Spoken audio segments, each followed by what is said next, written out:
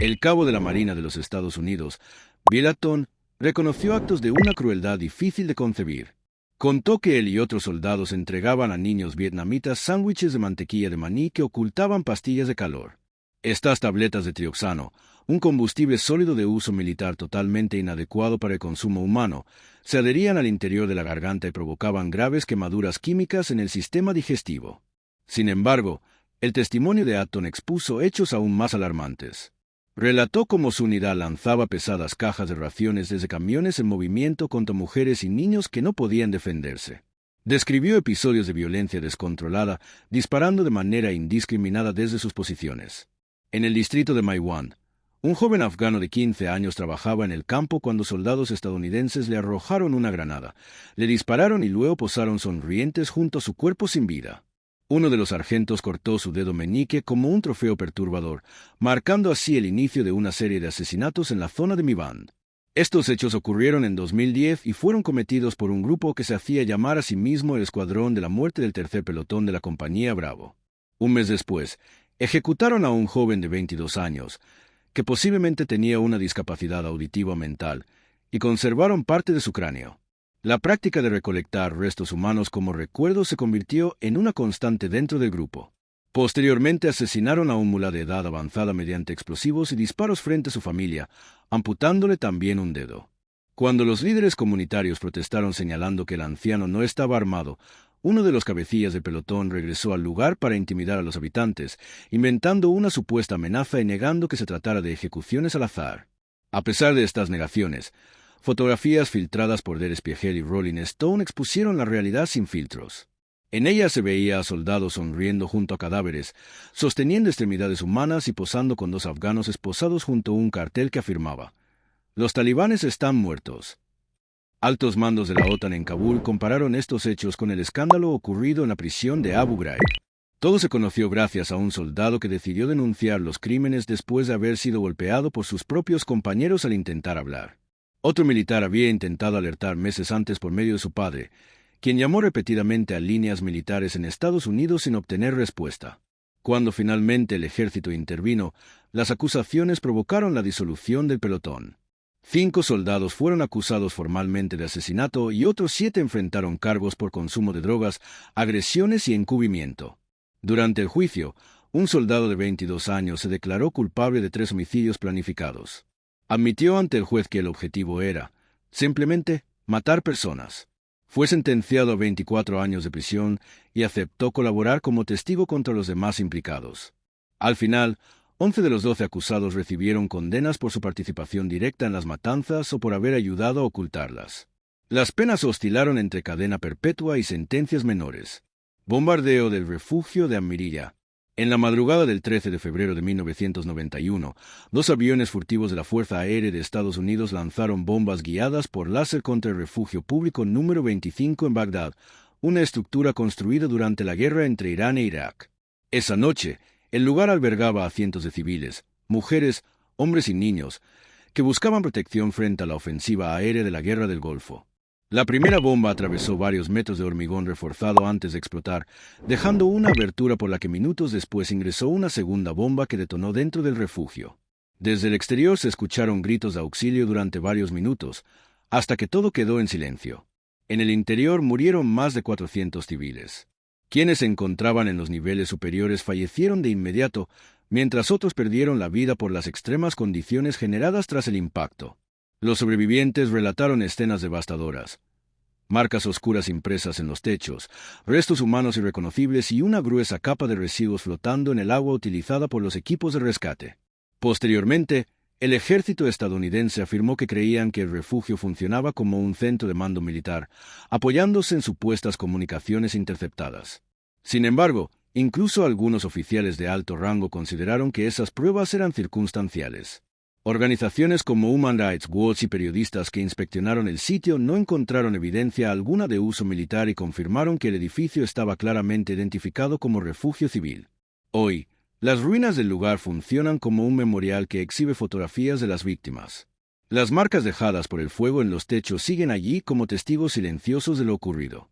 Una mujer llamada Greta, que perdió a 8 de sus hijos durante el ataque, se convirtió en la cuidadora y guía del sitio. Incidente de la Laconia. El 12 de septiembre de 1942, el submarino alemán U-156 hundió el buque británico RMS Laconia frente a las costas de África Occidental. Al estar equipado con armamento, el Laconia constituía un blanco militar legítimo. Sin embargo, su comandante, Werner Artenstein, decidió iniciar una operación de rescate al darse cuenta de que el mar estaba repleto de prisioneros de guerra italianos y civiles. Transmitió mensajes de radio abiertos en inglés indicando su ubicación, asegurando que no atacaría y solicitando ayuda. Otros submarinos acudieron al lugar para auxiliar y recoger a los sobrevivientes. La situación era completamente desordenada. La inclinación del barco hundiéndose dificultaba el descenso de los botes salvavidas y las balsas de emergencia. En medio del caos, algunos hombres fueron heridos con bayonetas al intentar subir, mientras otros sufrieron cortes o disparos durante su desesperada lucha por mantenerse con vida. Tiburones rondaban las aguas manchadas de sangre. El U-156 permaneció en la superficie con cerca de 200 sobrevivientes a bordo y remolcando varias embarcaciones de rescate. El 16 de septiembre, un bombardero estadounidense detectó al submarino. La tripulación observó la bandera de la Cruz Roja y recibió señales en inglés que explicaban que había sobrevivientes a bordo, entre ellos mujeres y niños. Aunque el informe fue transmitido, el comandante aéreo ordenó el ataque. Las bombas y cargas de profundidad cayeron entre los botes, causando numerosas muertes y obligando al submarino a soltar a los rescatados y sumergirse para evitar su destrucción. A pesar de que otros submarinos continuaron con las labores de rescate, el resultado fue devastador. Murieron alrededor de 2.732 personas, de las cuales entre 1.658 y 1.757 eran en su mayoría prisioneros italianos. Mientras tanto, los aviadores estadounidenses informaron haber hundido el submarino, fueron condecorados por el supuesto ataque exitoso y no enfrentaron ninguna investigación. El incidente fue archivado sin mayor publicidad. El bombardeo de una operación de rescate causó un profundo impacto en la marina alemana y llevó a que, el 17 de septiembre, el gran almirante Karl Donit emitiera una orden que prohibía a los U-Boats auxiliar a sobrevivientes. A partir de ese momento, se adoptó una política de guerra submarina sin restricciones. Esta directiva se convirtió en un punto clave durante los juicios de Nuremberg contra Donitz, pero la acusación perdió fuerza cuando se reveló la totalidad del incidente y las prácticas empleadas por las fuerzas aliadas. El tribunal calificó la orden como ambigua, pero no incrementó la condena de Donitz por este motivo. Posteriormente, expertos en derecho internacional consideraron el ataque estadounidense como un evidente crimen de guerra, ya que las leyes internacionales prohíben atacar submarinos que realizan rescates bajo la bandera de la Cruz Roja. Experimentos humanos en Fort Detrick. Detrás de cercas de alambre de púas en Maryland, Estados Unidos operó su principal centro de investigación de armas biológicas entre 1943 y 1969. Este lugar funcionó como el núcleo del programa. Allí, los científicos desarrollaron técnicas para cultivar patógenos letales y crear métodos eficaces de dispersión. Tras el final de la Segunda Guerra Mundial, el nivel de secreto fue tan extremo que la población no tuvo conocimiento del programa hasta varios meses después de la rendición de Japón. Una de las decisiones más sombrías se tomó inmediatamente después del final de la guerra. Los investigadores de la Unidad 731 de Japón, responsables de experimentos letales con infecciones y exposición a temperaturas extremas, una historia de horror por sí sola, recibieron inmunidad legal. A cambio, su director, Shiro Ishii, entregó miles de muestras de tejidos provenientes de disecciones humanas y animales, material que presuntamente fue trasladado y almacenado en Fort Detrick. La base también pasó a ser un lugar de pruebas con personas, y durante ese mismo periodo sus científicos estudiaron el uso de insectos como medio para propagar enfermedades. Un académico que analizó estos hechos escribió que los planificadores militares ya habían aprobado la guerra biológica basada en insectos en el otoño de 1950.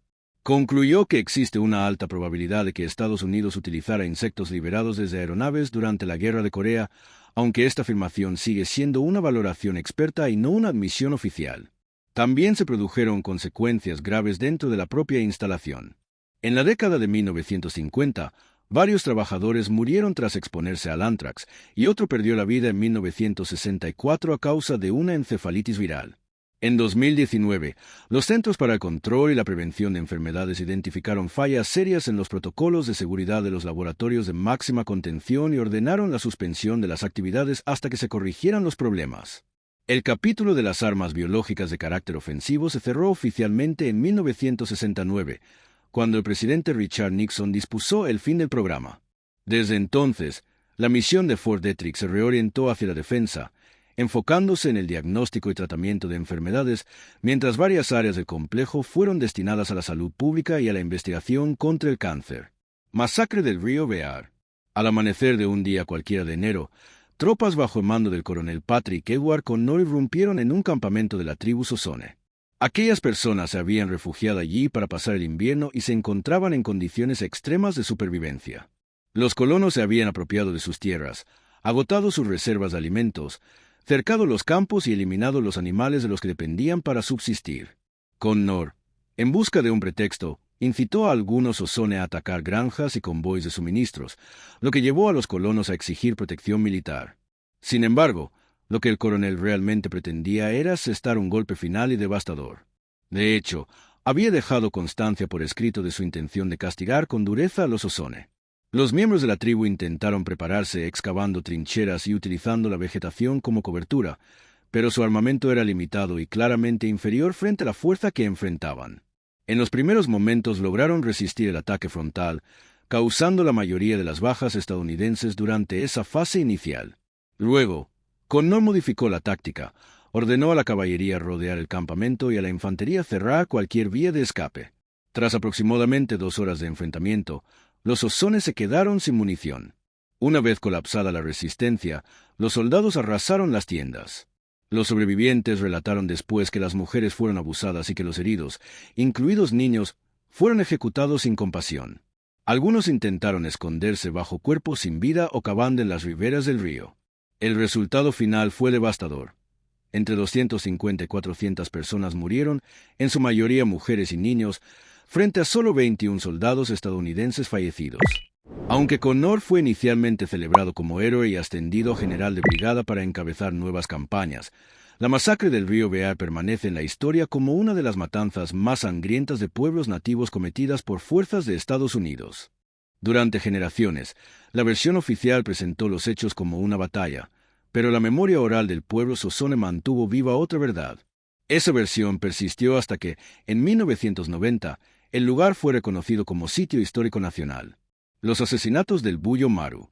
Durante la Segunda Guerra Mundial, el submarino estadounidense Wahoo atacó con torpedos y hundió el buque de transporte japonés Buyo Maru en aguas del Océano Pacífico. Lo que ocurrió después transformó el episodio en uno de los más controvertidos del conflicto. Con soldados hacinados en botes salvavidas, el Wahoo, en lugar de retirarse, optó por disparar. Las ametralladoras recorrieron la superficie del mar, esparciendo cuerpos y manchas de sangre entre las olas. Más tarde, la Marina de los Estados Unidos presentaría su propia interpretación de lo sucedido. Un vicealmirante sostuvo que la tripulación del Wahoo actuó en defensa propia, afirmando que los sobrevivientes japoneses abrieron fuego primero con rifles y que, según la costumbre militar de la época, solían resistirse a ser capturados incluso en el mar.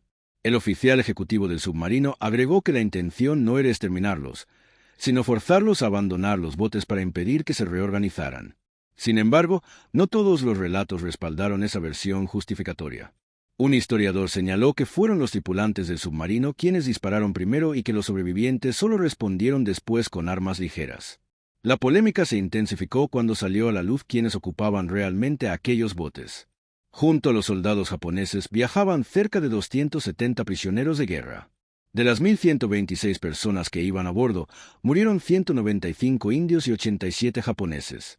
Algunos perdieron la vida durante el hundimiento, mientras que otros fallecieron en el tiroteo posterior. La Marina nunca clasificó el episodio como un crimen de guerra, describiéndolo en cambio como una faceta dura pero inevitable de la guerra submarina. Masacre del cráter Moro.